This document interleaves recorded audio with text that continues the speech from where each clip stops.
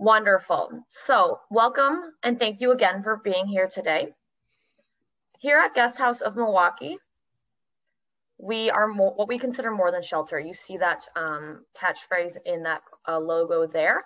And that's because we want to provide more than just a place to sleep and a bed to be in. We really want to make sure we're treating each guest in a very dignified and respected way, which is something hugely important to us to also make sure our volunteers understand, because by being at Guest House, not only will you interact with the men in shelter, but you will also kind of be a representative of who we are and what we do and how we work with our guests. Moving on to our mission statement here. So we're almost 40 years old and we have been at the same 13th Street location that you folks will be at on May 30th. Now, Guest House of Milwaukee has been providing shelter, housing, education, and services to Milwaukee's homeless who seek to transform their lives with dignity and purpose. So really the important part of this mission statement is we don't only provide shelter. Many people think of us as just that shelter location, but we do have these other services within shelter. So that includes classes and includes helping folks find jobs through personal case management. But we also have many, many staff who work with many, many clients throughout the Milwaukee community. And what that means is there might be folks who are living in apartments, so they don't seem homeless to us or they're not considered street homeless. But if they are in a precarious situation, say that they are financially unstable or maybe there is a mental health situation going on, we will help that person stay housed. So it's not just shelter, but also working with folks who are out in the community and at risk of homelessness. That being said, when you guys come to serve dinner, you will be serving it to our men in shelter who are receiving shelter services. Now, people often ask, how do people find us or how do people get entered into Guest House of Milwaukee, into our shelter beds? So similar to how you or I might call 911 in an emergency, 211 is a number that you can call all throughout Milwaukee County, and they kind of keep the wait list for us as well as with the other shelters. And what that means is, we serve single men. So women, children, families, they might be directed to a different location, as well as, again, they help us keep that wait list so that we can prioritize those with most need, but also be respectful of how long someone might be on the wait list. Of course, discussing the wait list brings us to numbers. We typically have 86 beds, but with COVID-19, we have reduced that a bit to allow more social distancing, and we have reduced the flow of people in because especially a year ago, we didn't want new potential germs coming in. Luckily, we're seeing a lot of movement in our shelter community that is providing more movement so that people can come in. But right now we have about 70 men. So 70 is how many folks you will see when you serve dinner with us. So this is the building that you guys will be parked right near. On the right-hand side, so that's our southern side, is the cream-colored building. That is the original building, again, about almost 40 years old. On the left side of the screen, you can see our renovation. So a few years ago, we were so lucky to have a capital campaign, and we're able to add on our clinic, our administrative spaces, as well as a lot of storage space for all the things we provide our men in shelter. But this is what the building will look like on 13th Street when you guys are with us. So again, we really emphasize meeting people where they are and helping them get to where they want to go. And I want to talk a little bit about those services. Residential services is actually the group that you guys will interact the most with during your time serving dinner. And that's because our residential services staff the building 24/7. They will be the folks who are working with you to make sure all the men know, hey, dinner's a special occasion. We're going to go outside. So after our meeting today, tomorrow morning, I'm going to send them a special email that just goes over some of the details we talk about to make sure all of our residential services staff is on the same page so that they know how to best help us out for that dinner. Now, typically residential services is going to help our folks eat dinner and acquire items inside the building. It'll be a special occasion to go out. So they're going to make sure that that happens in an orderly way. Kind of talking more generally, our residential services also greet all of our volunteers, donors, so there's that customer service element as well. I know it's hard to see on the small screen here, but if you see that red line, it points to a sandwich window. Our residential services also distribute sandwiches to the community. You do not need to be a client. You do not need to be homeless. Really, anyone who would like a sandwich is given one. This slowed down during COVID, but we just reopened it last month, so that's very exciting. Pre-COVID-19, we were giving out several hundred sandwiches a day, so there's very much a need for that in our community. This is just a little bit more. We'll skip this slide just for the sake of time. Talking a little bit more about our emergency shelter guests, we see how many clients were served in 2020, but we also see our case manager working with a client in this picture. Case management is going to create an individualized service plan for each client who comes in, or each, as we call them, guests. Each guest, again, is coming in a different state. For some folks, it's their first time being homeless in their life. For some folks, they might have already been to guest house a few times. So no matter where they are, no matter their priorities, we really want to make sure they're able to leave shelter with a stable source of income, a stable source of housing, so a stable location or next living situation, as well as understanding any benefits that they might need. So our case manager kind of gets the sense of where this person is at and what those next steps can be. Wonderful. So I know I mentioned 86 beds. 12 out of the 86 are specific to our veterans. That's a veterans program that is in partnership with the VA. You can also see in the pictures here, not only do the veterans have their own living space, but all of our guests also have access to bathrooms and washer and dryer units, which is really unique. Not all shelters are able to provide individual shower stalls, individual bathroom stalls, and then washers and dryers. For us, it's part of the autonomy and the dignity of our spaces, kind of feeds into the respect we want to show our guests day to day. Talking a little bit more about our spaces, we see our dining area in those top two slides. So typically that's where we would eat inside. I know when the guests receive food from you guys this weekend, they'll also have the option to eat inside if they would prefer. So we will have some tables set up inside in that area. You can see in the top two slides. The bottom left slide is the kitchen we normally use for meals, again, not in this case. And then the bottom right is our Keller Center, which is kind of a multi-purpose space where we do classes, yoga, Super Bowl parties, some fun stuff as well. Now I mentioned 86 beds, 12 of them again being the veterans, and then 22 fall into recovery housing. Recovery housing is a more intensive program for folks who want to take a more persistent look at their mental health and alcohol or other drug abuse recovery. We find that mental health and substance abuse are very much intertwined. People oftentimes start self-medicating and things kind of loop together in that way. So again, our case managers and really all of our staff are well trained in to not provide judgment, but really to provide those next steps. And what kinds of classes do we want to take? How can we divert behavior when in stressful situations?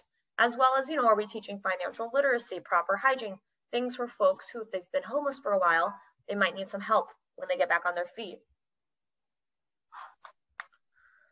The last program I want to touch on that happens in this building is our clinic. So we do offer individual and group counseling, not only for our guests in shelter, but this is open to the community, which is really wonderful because the King Park neighborhood where we are is an under-resourced area. Wonderful. I know that was a very brief overview just for the sake of time and because I know we want to talk about our logistics.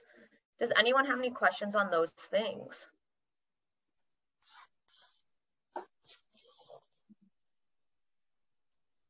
Awesome. I don't see any questions coming up. I just want to quickly just say thank you to Bernadette and Rafilwe for joining us on this call today and for taking the time to listen in and understand a little bit more about Guest House and what the expectations are as volunteers on Sunday. Absolutely. Thank you to everyone who's joined. Wonderful. Now I am going to jump into the volunteer orientation a little bit. We do this with all of our guests who come to our site. Some of these some of these guidelines, I should say, will not be as relevant to this group. So while I am going to email Lillian the full set, I'm only going to read over the ones that might be more relevant for the group today. So while Guest House views volunteers as a very valuable resource, they're never considered employees. So we ask that volunteers don't come into this thinking that they might replace our staff. All volunteers, of course, are serving at the discretion of Guest House, and any candidates interested in volunteering or any groups must have a few members go through the orientation process. So that's wonderful because that's what we're doing today. If you guys bring any children under the age of 18 on the day of, please just make sure that there's a supervised parent and guardian with them. And then we ask, of course, that our volunteers do not come under the influence of alcohol or any controlled substance while volunteering. If any type of misconduct occurs, we do have a Guest House of Milwaukee staff handbook. So we'll use the next steps in that to decide kind of where we go next. And if you needed, I don't think this will apply to this group, but if you needed any kind of letter or signature, say you bring a son or daughter on the day of and they need something for their school, please just let me know about 3 business days in advance so I have that time to turn that around to you guys. Now, confidentiality is really important because we always have folks in shelter who might be here in a confidential nature. So while you're welcome, and I actually encourage you guys to take pictures of the day of in front of the truck and with the food, I ask that no guests be in the photos. Even if it's just the back of the head or a shoe, we want to make sure we don't have any indicating factors of our guests. That's also going to include any video or any social media, even if it's only being sent to your mom, even if it's only going to be up for 24 hours, we just ask that nothing is taken with those folks in it. Now, sometimes our guests are very chatty or perhaps staff are walking by, and if they disclose any personal information, any confidential information, we just ask our volunteers out of respect, keep those confidential things to yourself unless you believe a guest or staff member is going to harm themselves or another, then you would talk to the staff members on duty, which will be the residential services staff. But otherwise, any information we ask is kept confidential. To briefly go over boundaries, we, of course, being respectful and dignified, having small talk and like enjoying your time with the guests is important. And I love doing it every day. I love getting to know our guests. But we do ask that volunteers do not provide any personal contact info. So no personal cell phones, emails, last names,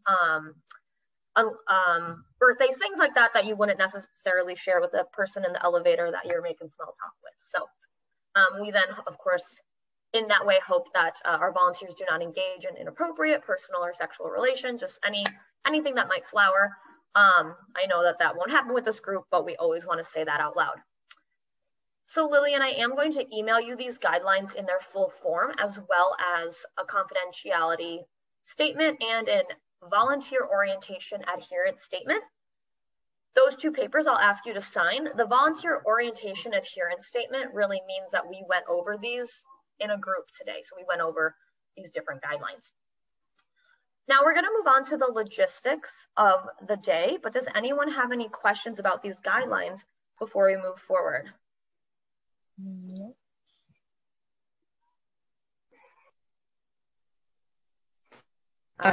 Just one quick question. So with regards to the confidentiality statement, every one of the volunteers needs to sign it, and so they can sign it on the day of?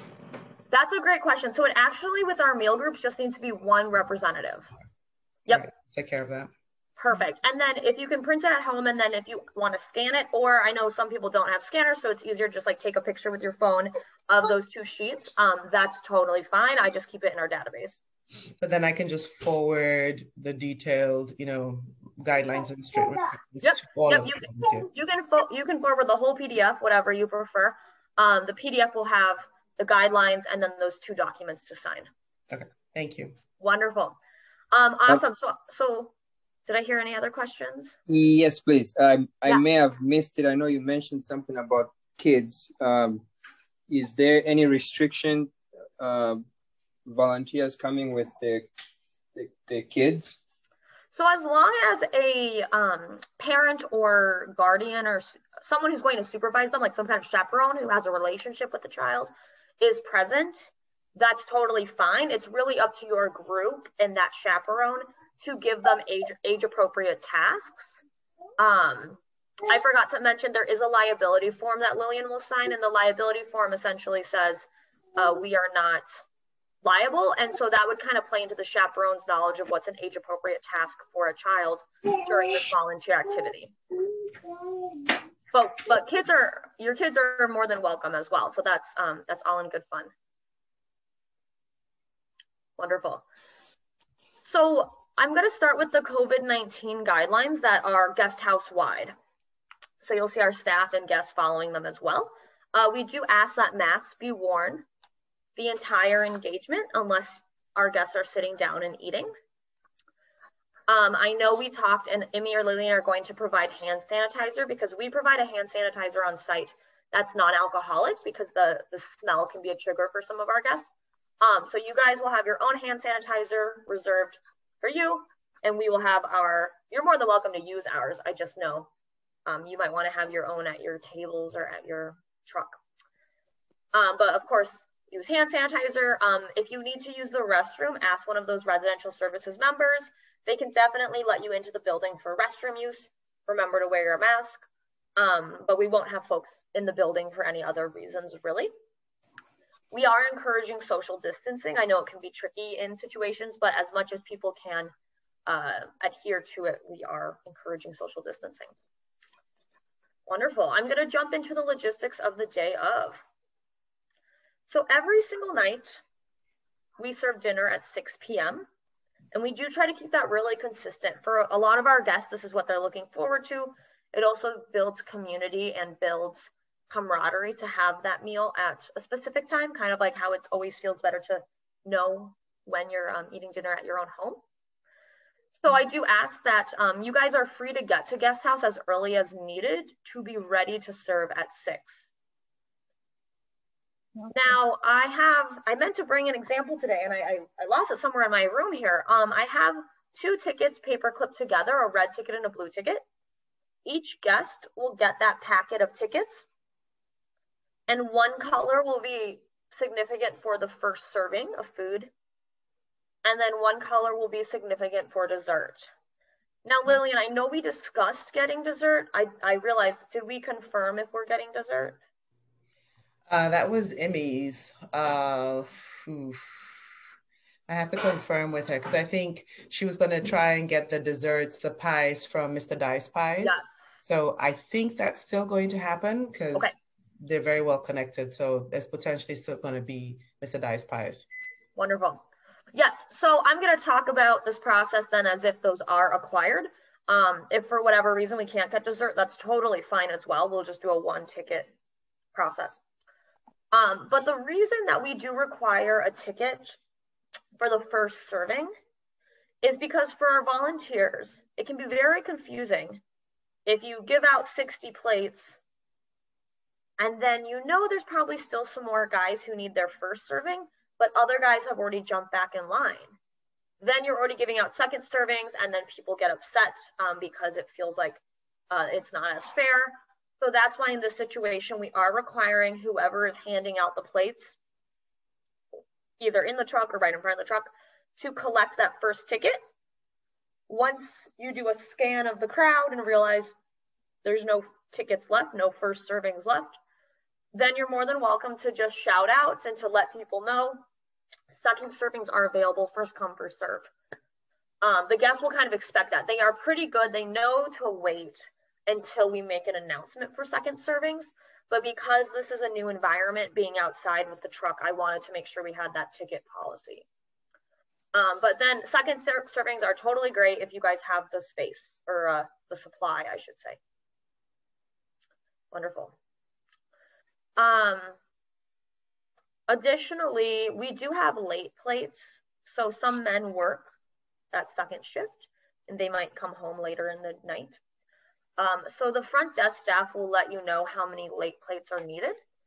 So for example, if the front desk knows 5 men will be coming in later, maybe they're at a doctor's appointment, maybe they're at work, we ask that you plate 5 servings, wrap it in plastic wrap or aluminum foil, date it, so you'll write 5:30 on it, and then the front desk can put it in the fridge in an expected place. So Sienna, for that specific action, would you mind writing that up and then we sending it to Emmy, so she's just ready for it. Yep. Thank you. Yes. Wonderful. I just made a note of that. Now, one other logistic. So we've talked about first versus second plates. We've talked about late plates.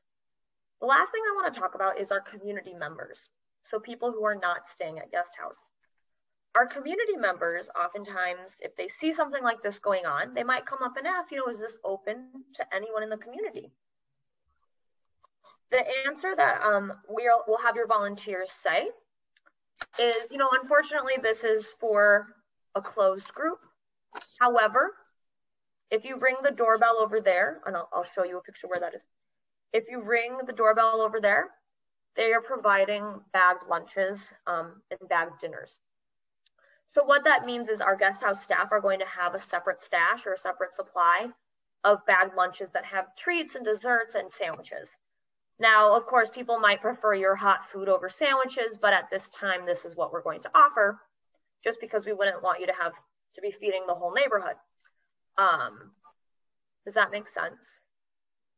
So just to clarify for the volunteers, I think we'll easily be able to identify that when there are females and children, because they're not the guests of the guest house. So that's easy to identify. It's when the men come along that will be uncertain, but at least. Yes, and again, that helps with the ticket situation for at least the first serving, which should take the majority of your time.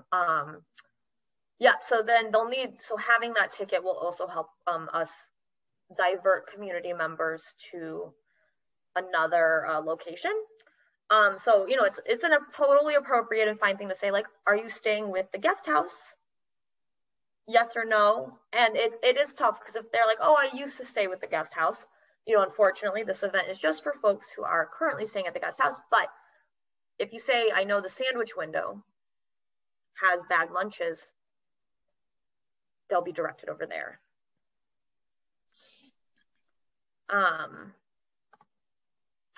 Looks like we have a question from Bernadette. Yeah. Thank you. I have a question about the serving logistics. And I know you talked about presence of a clinic. And sometimes in those residential areas, I know there are some dietary restrictions. Like there are some folks who are not supposed to have these medical reasons or personal stuff or preferences. Has that been taken care of? How? Because we don't want to come volunteer and create more problems for you afterwards, give folks what they are not advised to do. Yes. So has that been taken care of? Yeah, so that is why I'm glad we're doing this orientation, because for our guests who are staying at guest house who might suffer from some mental health situations, these patterns that we've talked about, like the 6 p.m. serving, the first plates, and then we wait in line and we wait until second plates are called. These patterns, because people practice them day in and day out, really help our folks kind of like understand how important these are and understand the process, and it puts everyone at ease. That's also why when I talk to my staff, I was like, do we want to offer both indoor and outdoor seating? And we are offering indoor. So if you guys see plates of people holding plates and then walking in to the building, that's totally fine, because we want to offer some location that is similar to what folks might be used to. They might be more comfortable eating inside. I think it'll be a nice treat for the people who want to eat outside to do so as well. Does that answer your question? Kind of halfway. We would just like to have somebody there to tell us, so-and-so is, so-and-so is solids or liquids or some, okay. if you have those dietary restrictions, yeah. Like I said, our goal is to help and serve the community. And some people have medical issues, yes. Or some people have, some kind of restrictions. We would appreciate if we can get maybe a small note. Some people get half servings, maybe because of their insulin levels, or when you talked about clinic, I was like, hey, wait a minute. No, that's a really good question. Let me touch on some of those physical needs. So we are a shelter situation where you are required to be self-sufficient to enter shelter. So what that means is you need to be able to do activities of daily life, including having the physical capacity to dress, undress, shower, feed yourself, things like that. So that eliminates some things I think that we're thinking about. But additionally, folks might say to you, like when you're in the truck or whoever's serving in the truck, like, you know, I only want the vegetables, I only want the meats. So some people do have their preferences. I'm not sure if you guys were going to do like everything the same, or if you were going to take that into consideration. That's kind of up to your logistics. That's why I asked if I asked, because should we listen to them or should we listen to you guys?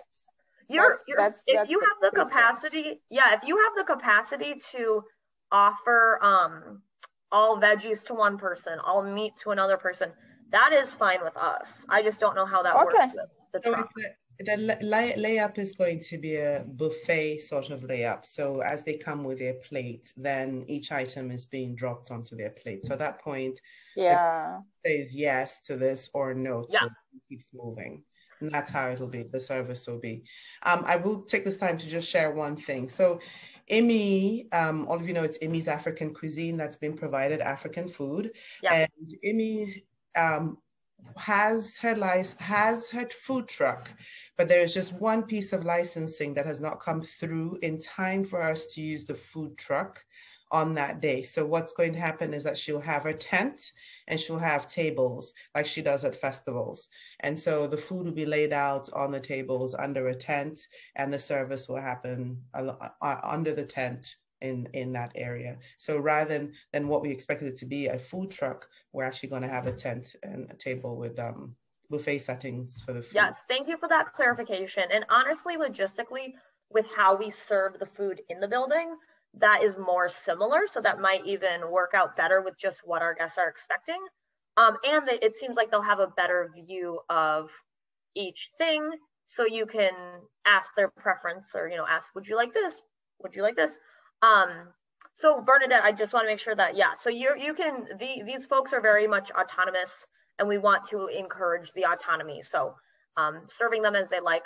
There are some folks, the only dietary restriction that comes up more regularly is religious reasons to not eat pork. So we do ask if folks have a pork dish, that it's either well labeled, or maybe our volunteers are well versed to say, you know, this is pork. And maybe there's an alternative if it's like the main dish. So there will not be pork on that day. So, that will not be served. Perfect. But what I will do is just ensure that IMI lets the volunteers who'll be on the line know what foods they're serving, so they can easily explain it to the guests coming in. That'll be great. So I am going to type up some of these specific processes that we've talked about, as well as let our RS staff know, just give them a little bit, kind of like the same overview that that we have all gone over together. But does anyone have any more questions for me? Hi, I do. This is Refilwe. Sorry, I'm late too. Maybe this is more of a Lillian question, but is it a requirement that this orientation be attended? Say somebody is interested to join on Sunday, but they weren't able to make this.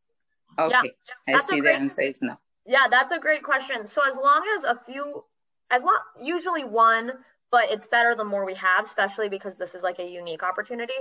At least one representative, which we have today. So nope, that's all good if an additional person wants to come. That's a great question, Refilwe. I'm really excited and thankful for all of you who are already physically here.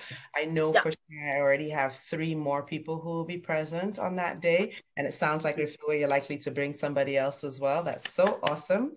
So great idea. I think on the day, there's likely to be 10 people, as I had this estimated, volunteers volunteers on the day. I unfortunately will not be there. Sorry, I've taken my child to basketball in Minneapolis and won't be back until late that day. So I apologize for that. But I want to just take this opportunity right now to introduce you guys to one of the CAP Collaborative of African Professionals in Milwaukee members who's going to be there, and that's Mr. Don Mubanga. Don, I don't know if you're able to put the camera on at this time. I know the kids are around you, but it might be good if they see your face and they know that you are a CAP MKE person. I was hoping to get t-shirts ready by then, but it's not happening. So there we go. There's Don Mubanga. Thank you for making it. Don is the vice president of CAP Milwaukee, and Don will be present. And so much of this information, hopefully he'll be able to retain and share.